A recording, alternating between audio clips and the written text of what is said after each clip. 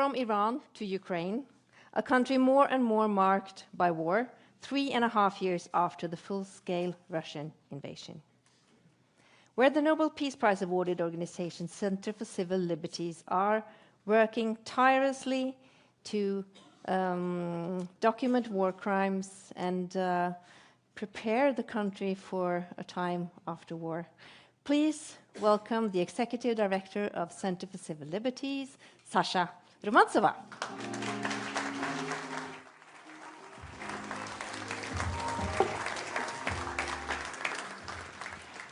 Hello, I'm really happy to be here with you, speak about a little bit unpredictable topic for our organization, because when you documented war crime at the territory which concrete now have a war conflict, you figure out that not only traditional aggression can be scared, but we and our partners have such unique investigation, which call Zaporizhzhia Nuclear Power Plant under occupation. That's exactly first time in the history of armed conflict.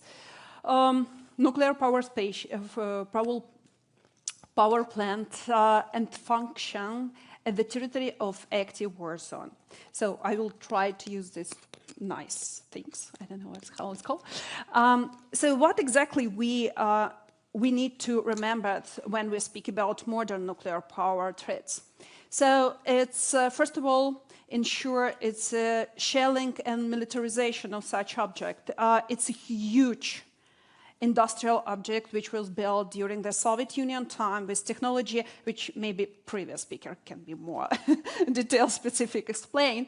But the problem of this thing that it's unstable. So if you shell it, it will be really bad consequences after this. I'm just remind you that at the territory of Ukraine, we have one nuclear catastrophe, it's Chernobyl. And when Chernobyl was destroyed, that not Soviet or Russian authorities exactly speak about that. Radiation was detected at the Sweden nuclear power station. So when we speak about militarization and shelling of such object, we speak about our common safety. Second one, and it's torture of personnel. That's a huge object with exactly 11,000 employees working there. It's specific employees. More than 10,000 of them, it's people with a special licensing to work there. And they're under the torture, and I will speak about how we figure out that. Replacement of personnel, when these really knowledgeable, really educated people work at not exactly that place which in system they need to be and belong. And last one, plan to restart the plant. What that means, at the beginning, I want to just show the examples what is big of this nuclear power station. So we speak about 5,700 megawatt, 11,000 employees. Operation is half of nuclear electricity, all the electricity, supplying all the electricity for population of Ukraine, it's 42 million, so quite big. And we in the European system electricity supply, and that means that people at Hungary, Poland, Moldova, Romania, Slovakia, and Belarus exactly take the electricity from there. For your comparing, you need to maybe know exactly Fukushima nuclear power plant, that was 5,300 megawatts, and that was near the 5,000 employers. And when we speak about Chernobyl, sorry, I need to mention it because it's our history. And that was just near half of this poverty and near the half of this operation people who live there. Like Soviet heritage, we have this construction like that. So you have a big industrial object, like nuclear power plant. You always have a Sputnik city. So it's a city where the families of employees living there. Why it's so important? Because that's what you see now, militarization. It's inside the nuclear power station building. So it's mean that even something like non-accurate put the button, it will be exploited. But that's happened with whole the city around the Zaporizhzhia Nuclear Power Plant, which exactly called Energodar. Okay, it's like complicated to translate, but these people who work at the power plant, it's 11,000 people with unique skills and unique knowledges, have a family. This family lives near the nuclear power plants. And one of the form of torture, except to beating them, using electricity, to different kind of really unpleasant procedure, that exactly scaring by FSB that their family will be attacked. And what we have as the result, most of these people trying to escape from this city.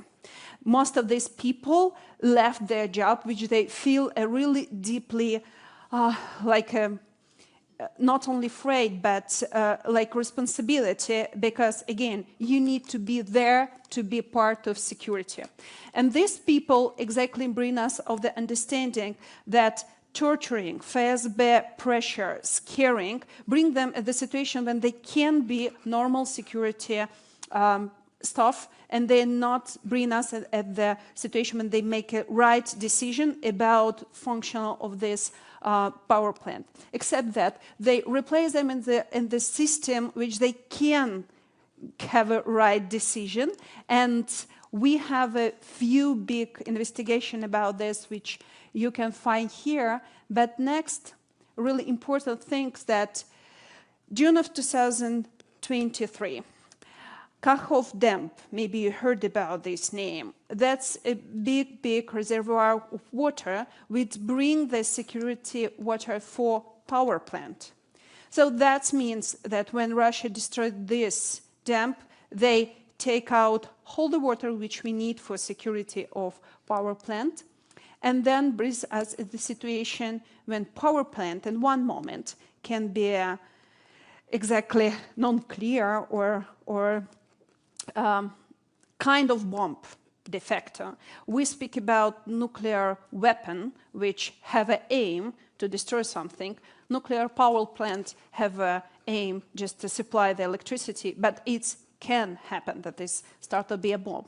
That's why we support a lot of different initiatives which trying to speak by common people voice, and how exactly our Nobel laureates remind us that opportunity to stop this movement to secure such power plant, it's not even at the politician level. It's a politician, absolutely common people. And one of them, a journalist from Japan named Daisaki Yoshimura. He is created the Kamishiba paper theater, traditional paper theater, which give the story about girl.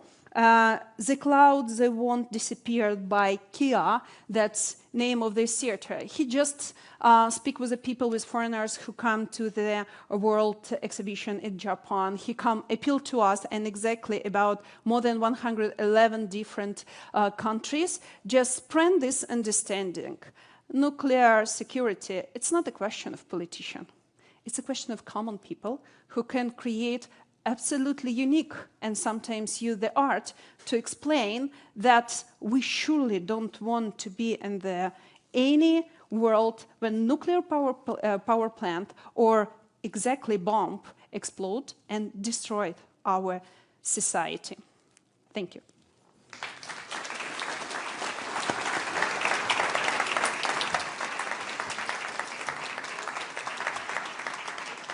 Thank you very much, Sasha Romantsova.